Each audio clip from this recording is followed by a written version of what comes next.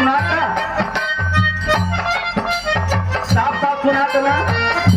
ठीक बा, माई के रब तैयार बा,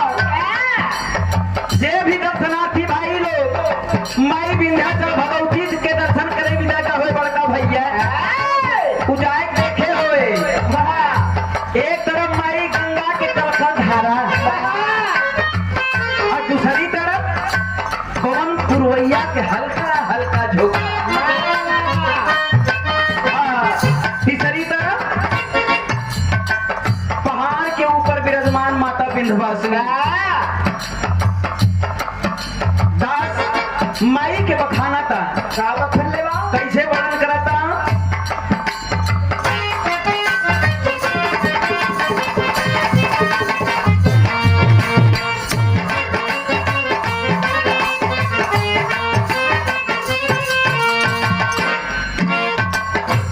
दास कहलस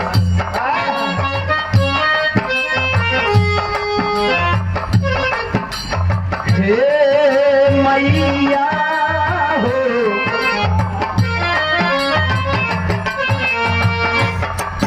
अरे झूम झूम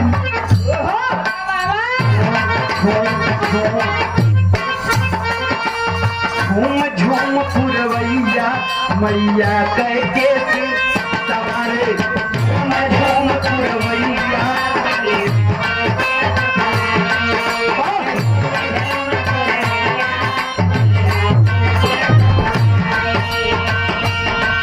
गंगा के निर्मल धारा माई के चरण पखारे,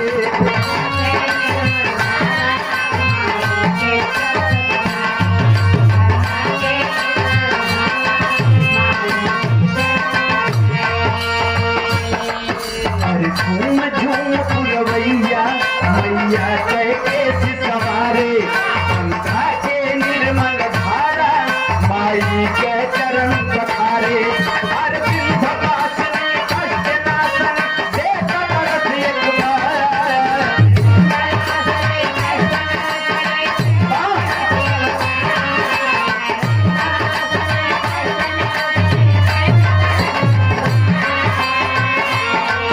हर विंध्यवासिनी कष्ट नाशन देख बरस एक बार।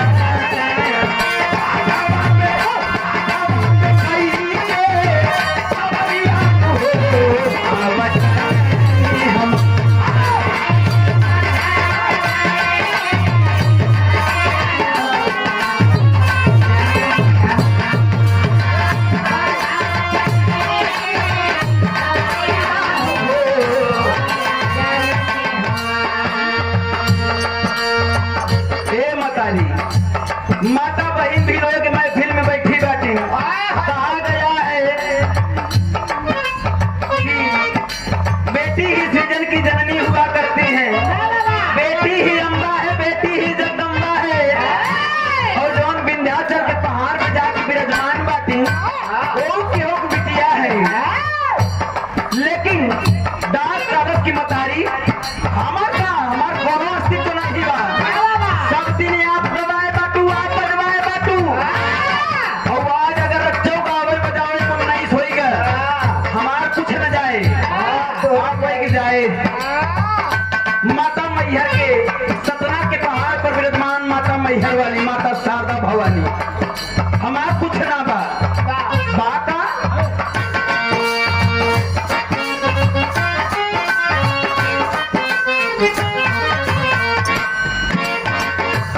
रउरी चरनिया में,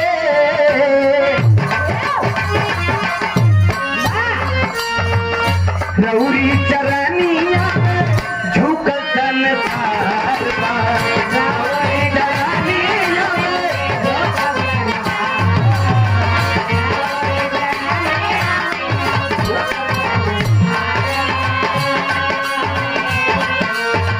पूछना हमार माई कपड़ा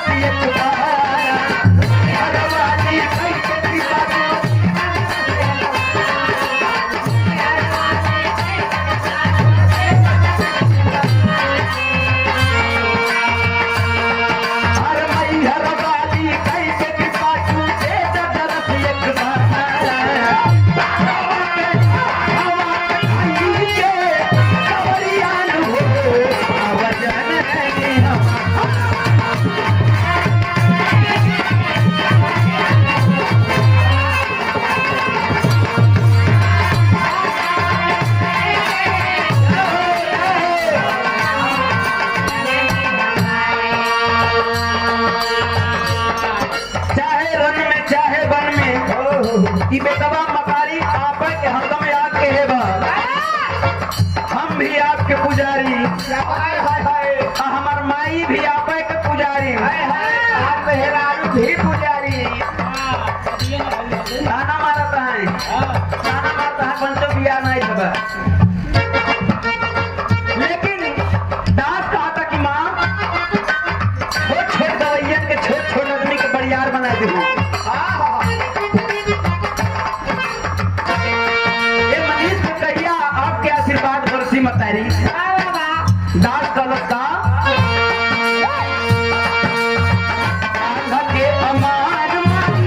आल्हा के अमार तो हई जिखावर आल्हा के अमार तो हई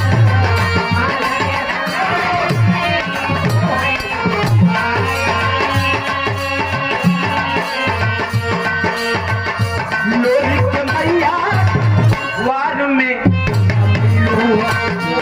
के मैया वार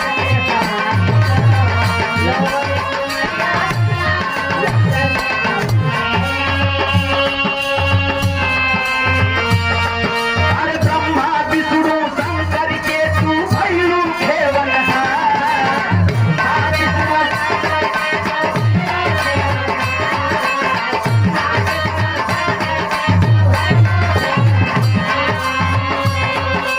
अरे ब्रह्मा विष्णु शंकर के तू भैरू खेवन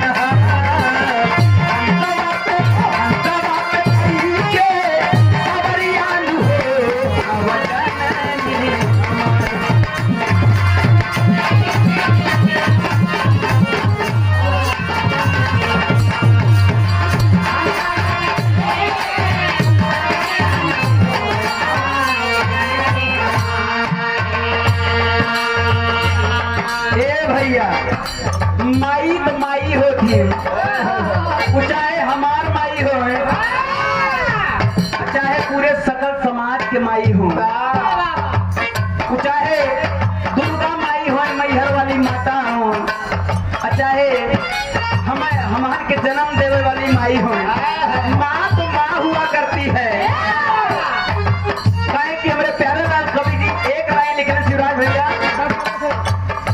अमृत के धार कोई केतनो पियाई एगो माई बिना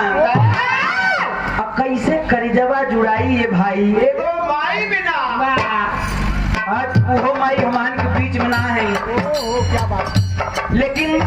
इतना आशीर्वाद दे के अपने कुल खानदान के गई आज इतना लोग उपस्थित बाता और उनके मान सम्मान में विराह का प्रोग्राम होता किसी संत ने कहा है की तरंग मार लो बस हो गया भजन और आदत बुरी सुधार लो बस हो गया भोजन जान थे गाजीपुर से भूखा नहीं है तू आखिरी लाइन में कहा अपना गुरु घराने के परिचय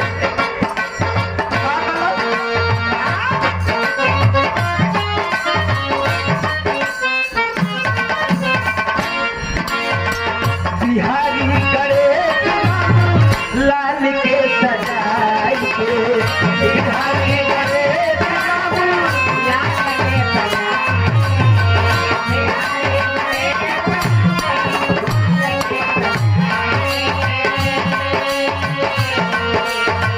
रामदेव चंद्र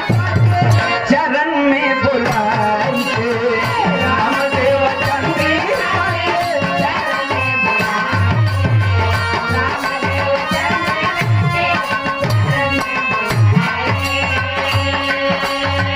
अरे मनीष प्यारे लाल के दुनिया में कई रूप दिया